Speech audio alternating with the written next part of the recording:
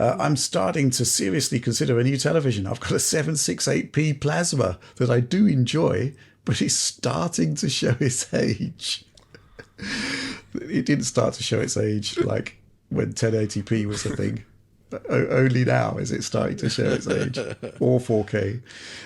Anyway, Container 7 says, what OLED would you recommend to someone who loves watching movies but also enjoys both new and old games? Cheers! Exclamation point. Well, actually, I'm going to go first to you, Oliver, because I think as we discussed a couple of weeks ago or a few weeks ago, you wouldn't buy an OLED at the moment. So I think this is an interesting opportunity to get a different point of view in there.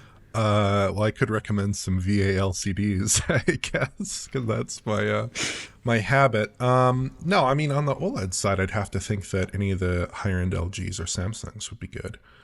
But in terms of old content, I mean, I think OLEDs handle old content pretty well. In addition, on games, one thing I really like with OLEDs, and I had an OLED for a while, is older titles, the letterboxing.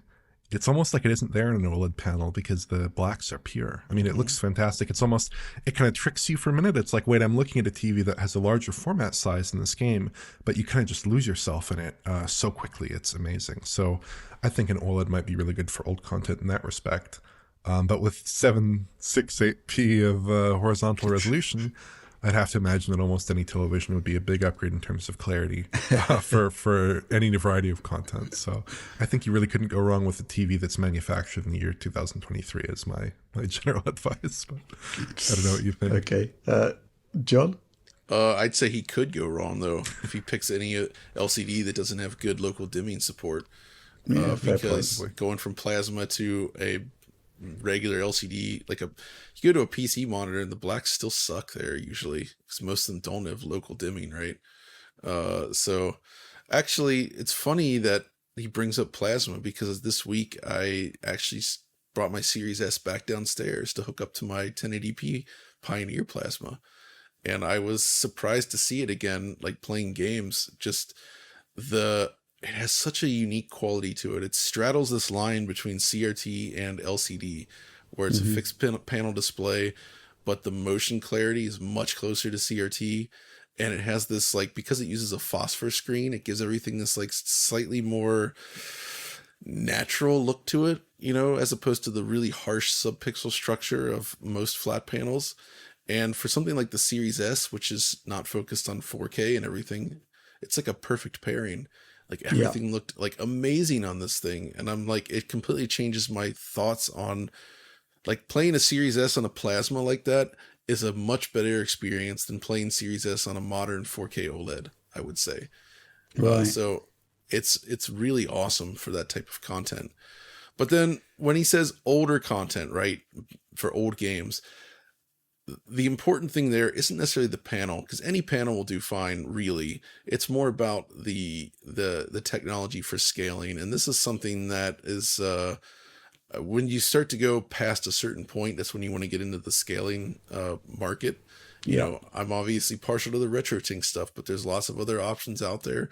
But where you basically import an old analog or even a digital source, and you use that device to upscale to your screen.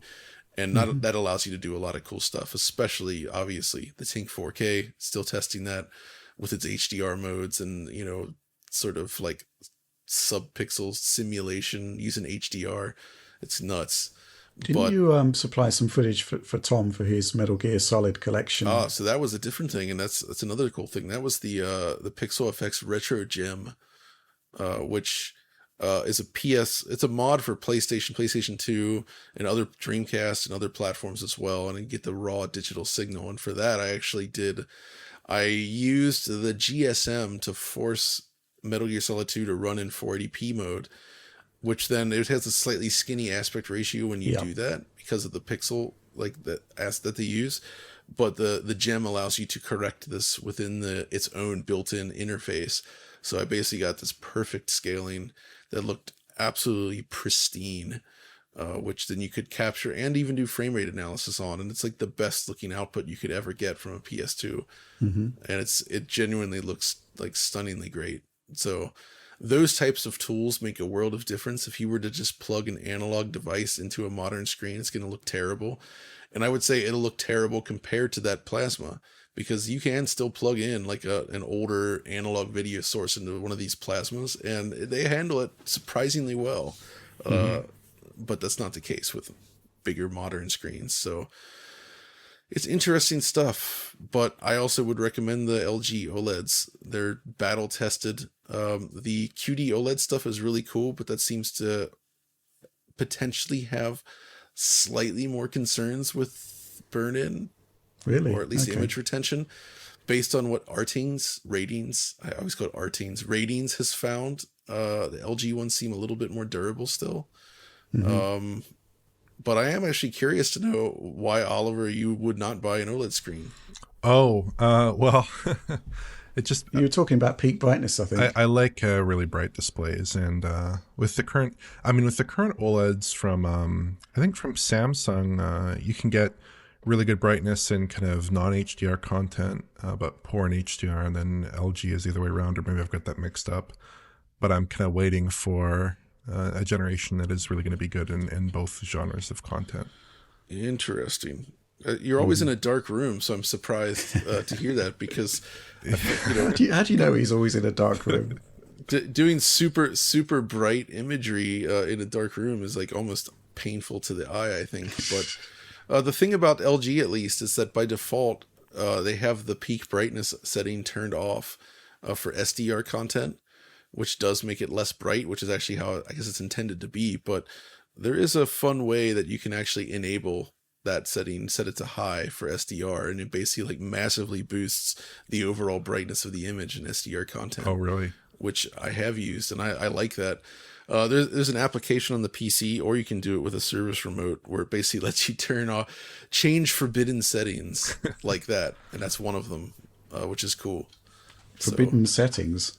That's basically a really, I guess service menu should be called forbidden settings. Exactly. They sell service remotes just on Amazon that you can use with any of the LG OLEDs, by the way, which is kind of fun. So you can get in there and mess around with the settings if you want. Do so cautiously, though. There are some settings you don't want to touch, as is always the case with service modes. But yeah, so I think for Container 7 coming from the Plasma world, I definitely would recommend OLED overall. But also, depending on what that Plasma is, I don't know, it's still worth keeping around maybe, because those things, they have a very special quality to the picture quality. That's worth considering.